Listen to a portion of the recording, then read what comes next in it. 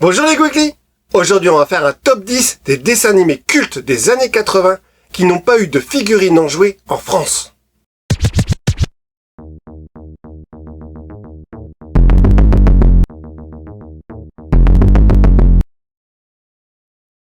Je ne vais pas vous reparler de la série Jace et les Conquérants de la Lumière. Je vous laisse aller voir ma vidéo précédente. Nous allons explorer 10 autres dessins animés cultes. En numéro 10, Olive et Tom, diffusé pour la première fois le 5 septembre 1988 sur la 5 dans l'émission Youpi, l'école est finie. Olive et Tom, ils sont toujours en forme. Tom, Olive, ils sont super entraînés. 128 épisodes de 22 minutes. Certainement le meilleur dessin animé à ce jour sur le foot. Le titre français choisi est très trompeur, car on ne suit pas du tout la vie de Olive et Tom, mais uniquement celle de Olive. Et Tom ne s'appelle pas Tom, il s'appelle Thomas. Et en plus, il apparaît qu'au début de la série, car le concept du dessin animé est que Olive rencontre au fur et à mesure des épisodes des nouveaux champions. Olive perfectionne ainsi ses techniques en football. Il faudra attendre 2017 pour avoir des figurines du capitaine Tsubasa, alias Olive, grâce à la collection chez Altaïa. On aura donc des figurines de tous les grands champions du dessin animé, plus quelques figurines avec les fameuses techniques de tir.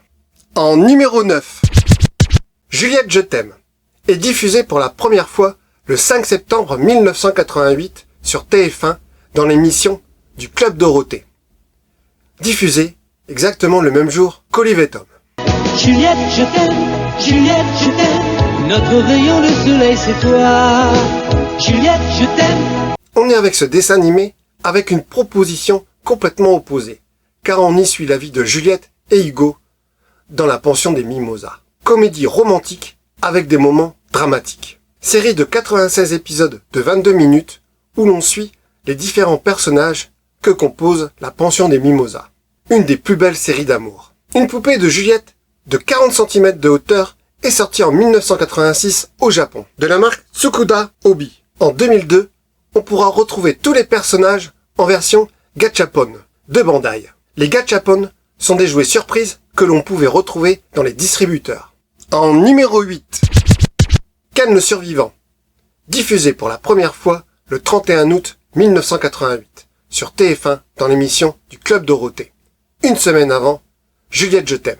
Ces deux dessins animés faisaient partie de l'énorme lot de 1988 que Dorothée avait sélectionné et ramené du Japon avec le Dr Slump, les Chevaliers du Zodiaque et Dragon Ball. Ken, survivant de l'enfer. Ken, souvent croise le fer. On est cette fois dans un monde post-apocalyptique, où la terreur règne. C'est la loi du plus fort. Lors des 109 épisodes, on y suit la survie de Ken le survivant, héritier de la Grande Ourse, qui sont les techniques de combat pour donner la mort à retardement. Ce qui donnera les scènes les plus gore qu'on n'a jamais vues dans un dessin animé. Le doublage français sera surjoué, afin d'atténuer cette violence par rapport à la version originale. Le maître de couteau de cuisine est en partie. C'est nous qui désormais régnons sur ce village. La loi, c'est nous. Le maître de haut couteau à pain. Oh, c'est déjà un bloc de glace à la vanille, et le corps de l'adversaire s'éblouit par le froid. Tu es Ken le survivant et tu as suivi l'enseignement de l'école de haut couteau ou tard? Plutôt tard. Plus trop tard que jamais, là est le principal. Pourtant cette série est dans le fond aussi une belle histoire d'amour. Les parents de l'époque ont crié au scandale, et on ne verra jamais les 20 derniers épisodes, qui ne seront jamais diffusés à la télé. Il faudra attendre la sortie du DVD collector en 2010 pour voir la fin de la série. Bien sûr, nous avons eu aucun jouet, car aucun distributeur de jouets aurait pris le risque de vendre des jouets avec une telle polémique. Pourtant, on peut trouver des jolies figurines de Ken le survivant, d'une hauteur de 12 cm environ, complètement articulées. Ils sont sortis au Japon en 1983, soit 5 ans avant la diffusion en France. Il y aura 9 figurines, de la marque Hyundai Toy Corp, avec Ken le survivant, Yuria, Mamiya, Bat, Lin, Shin, Rao, Jaggi et Rei. Ils sont dans un joli blister avec des armes en accessoires. En 2000, sortiront au Japon des nouvelles figurines, très articulées, d'une hauteur de 18 cm environ, de la marque Zebek Toy. On a Kenshiro, Jagi, Toki, Spade, Shun, Rei, Shin, Yuda, Rao et son cheval Kokyo Go.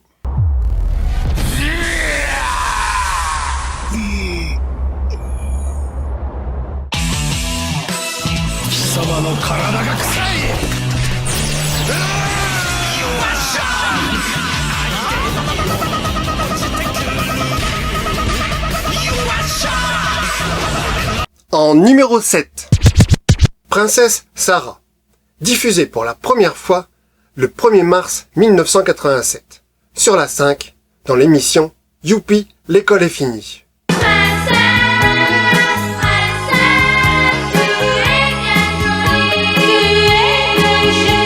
Nous sommes encore dans une série dramatique, qui auront marqué des générations, non pas par la violence physique, mais par la violence morale, la maltraitance d'un enfant qui se retrouve sans famille et sans argent.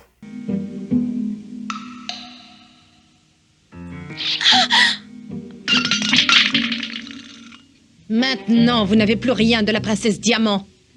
Vous allez devoir quitter immédiatement cet établissement.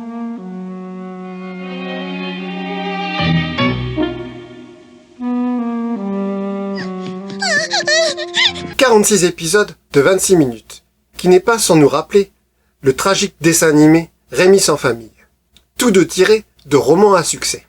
Le dessin animé est une superbe adaptation, avec des décors somptueux de Londres de 1885. La musique de cette série nous donnera souvent la larme à l'œil. Il faudra attendre les années 2000 pour avoir au Japon des gachapon de la princesse Sarah. En numéro 6, Cat's Eyes, diffusé pour la première fois le 21 septembre 1986 sur FR3 dans l'émission Amuse 3.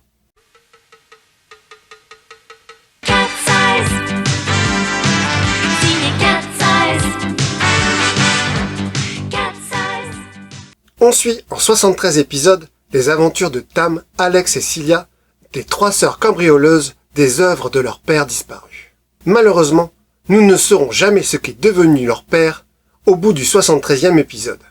C'est toujours frustrant d'avoir une série qui n'a pas de fin, et surtout qui n'a pas de figurine.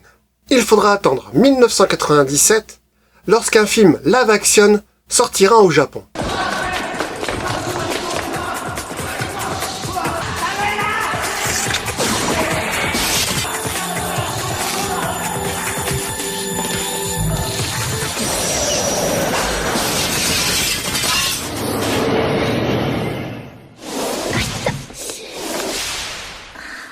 Pour avoir les premières figurines des Cat's Eyes, mais en version du film, avec Tam, Alex et Cilia.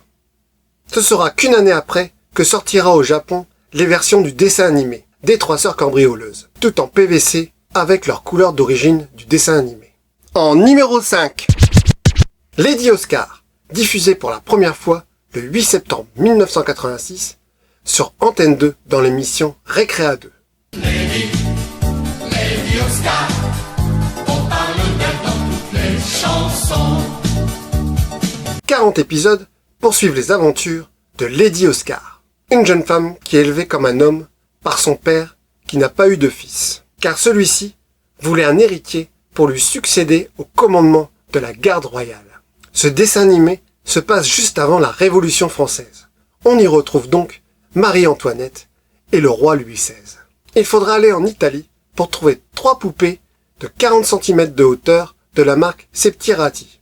On a Lady Oscar en costume rouge, Lady Oscar en costume bleu et Marie-Antoinette.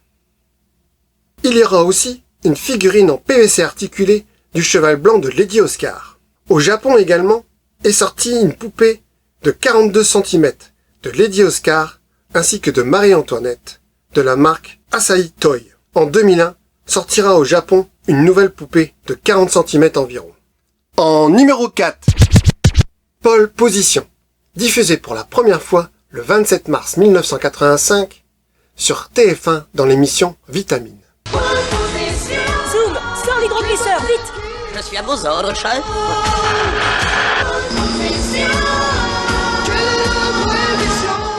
La série est librement adaptée d'un jeu vidéo à succès de Namco, même si le rapport entre les deux est assez mince.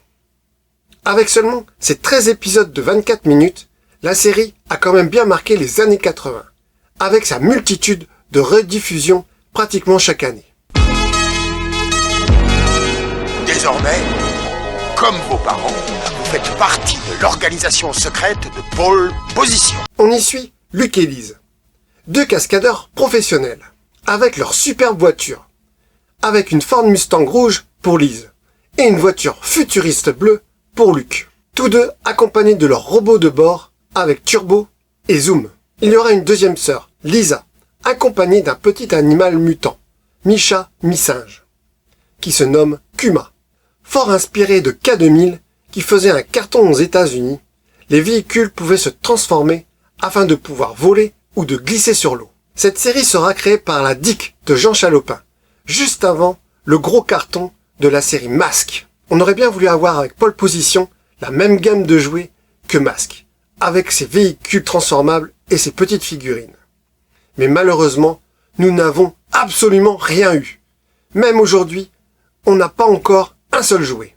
On ne pourra voir que la création de costumes de fans frustrés, des véhicules faits en 3D, ainsi que Luc, Zoom et Turbo sous blister. De quoi donner des idées à un fabricant de jouets. En numéro 3, Gigi, diffusé pour la première fois le 11 avril 1984 sur TF1 dans l'émission Vitamine.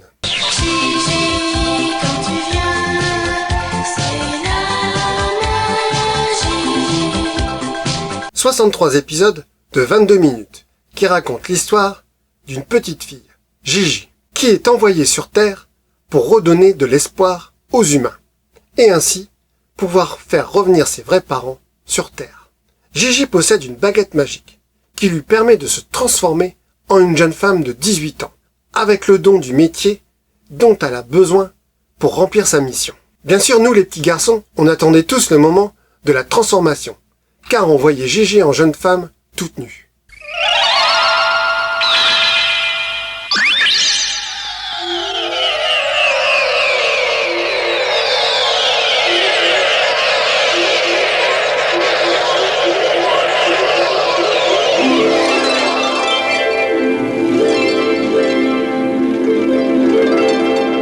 Gigi est accompagné de 3 animaux rigolos, avec le vieux chien Simbouk, le petit singe Chacha et l'énorme canari Pile-Pile. Elle possédait aussi une caravane, avec dessus une voiture volante, qu'on rêvait tous d'avoir. Il se passa un horrible événement au milieu de la saison.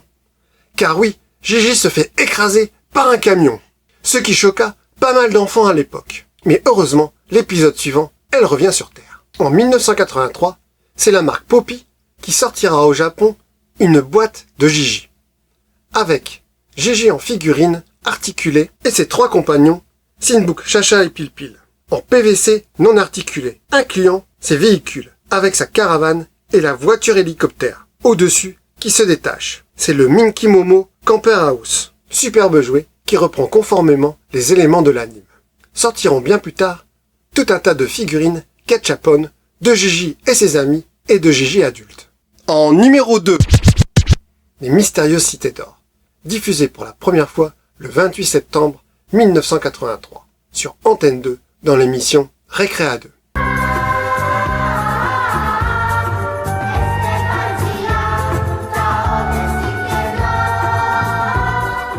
On est sur le chef-d'œuvre de la DIC de Jean Chalopin. La série de 39 épisodes de 28 minutes se situe en 1532. On suit les aventures de Esteban, qui recherche son père dans le Nouveau Monde. Il sera aidé par 2 autres enfants, Zia et Tao. Leurs quêtes les mèneront à découvrir les mystérieuses cités d'or. La série remporta de nombreux prix, comme la truffe d'or accordée par le Pif Gadget. Et pourtant, nous n'avons eu aucune gamme de jouets. Cela peut s'expliquer qu'au Japon, le dessin animé n'a pas du tout fonctionné, car il avait un montage et des musiques différentes. Au Japon, il n'y avait donc aucun intérêt de faire des jouets. C'est une autre époque des produits dérivés. C'est vrai qu'on avait fait Ulysse avant et il y avait beaucoup de produits dérivés. Bandai m'avait demandé de développer les vaisseaux, ce que j'avais fait avec plaisir parce qu'il l'avait demandé très gentiment sur Ulysse. Et ça avait eu un succès fou. Et sur les cités d'or, on a fait des livres-disques, on a fait des choses comme ça, mais effectivement, on aurait pu faire le Grand Condor en jouet, on aurait pu faire le bateau. Moi, j'ai des baguettes pour manger le riz avec Esteban Ezia. À l'époque, on créait les séries, et si ça marchait, on faisait des produits dérivés. Après, moi, j'ai connu l'époque où on faisait les jouets, et on disait, est-ce que vous pouvez faire une série ? Et des séries que j'ai faites d'après des jouets, comme Mask, comme Jess. Il faut attendre 2001 pour avoir des pièces hors de prix et en plus en petite quantité, avec les résines d'Asian Alternative. On a le Grand Condor, série limitée à 1000 exemplaires, d'envergure de 25 cm. Le Solaris, série limitée à 1000 exemplaires, de 20 à 30 cm, avec un quart du médaillon en tant que socle. Les 3 héros, série limitée à 1000 exemplaires, d'une hauteur de 15 cm. Chaque figurine était livrée avec un quart de médaillon en tant que socle. En 2005, on a eu sous blister les 3 enfants. Ils accompagnaient en tant que supplément de cassettes et fascicules en kiosque. Il y a aussi eu la peluche parlante de Pichou d'une vingtaine de centimètres. En passant le bout de son aile droite, on entendait des phrases préenregistrées. En 2007, de nouvelles figurines en résine sortent de taille d'environ 20 cm, avec Esteban, Zia et Tao, avec le perroquet. Et il y aura également une figurine de 22 cm de hauteur de Mendoza. En 2012, on a eu une belle surprise, car une nouvelle saison des mystérieuses cités d'or arrive sur nos écrans. Soit 30 ans pratiquement après la première saison. Bien sûr, on sera un peu déçu de ne pas retrouver les voix des personnages originaux et les épisodes épiques de la version des années 80. En 2015, HL Pro commercialise un Grand Condor sur un socle en forme du pendentif des mystérieuses cités d'or. Il sera dans une jolie boîte illustrée. En 2016, nous aurons une 3e saison du dessin animé. Et en 2020, une 4e saison. Tu parcours la terre, le ciel. Cherche ton chemin, c'est ta vie, c'est ton destin. À bord du Grand Condor, tu recherches les cités d'or.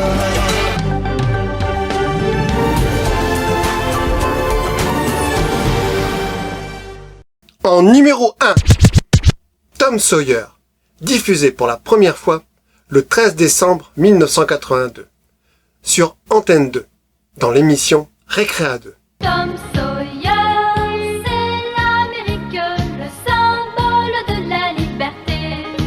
Adapté du roman de Mark Twain, les 49 épisodes nous font vivre au bord du Mississippi dans les années 1844. On y suit la vie de Tom Sawyer, qui n'aime pas l'école et préfère aller pêcher des poissons avec son ami Huck. C'est un dessin animé où je prends encore beaucoup de plaisir à revoir aujourd'hui. Les musiques de gag et de suspense sont devenues cultes. Oh, je vais pas leur laisser mon cochon. Laisse tomber ton cochon. Faut qu'on quitte ce bateau tout de suite. Je veux bien. Oh. Et comment? Si tu sais nager, c'est le moment de le montrer. Oh! Non, ne saute pas, c'est trop haut. Il y a eu 3 poupées de 45 cm de hauteur de la marque Furga, sorties uniquement en Italie. On a Tom Sawyer, Becky, la petite copine de Tom Sawyer, et Huckleberry Finn. Il faudra attendre 2021 pour avoir des figurines en résine d'une hauteur de 23 cm de Tom, Becky et Huck de LMZ Collectible à 450 €, car il n'existe que 300 exemplaires. Voilà, au moins cela prouve que certains dessins animés n'ont pas été faits pour vendre un maximum de jouets. N'hésitez pas à mettre en commentaire vos souvenirs de ces gammes. Salut les Geekly et à bientôt dans un autre univers.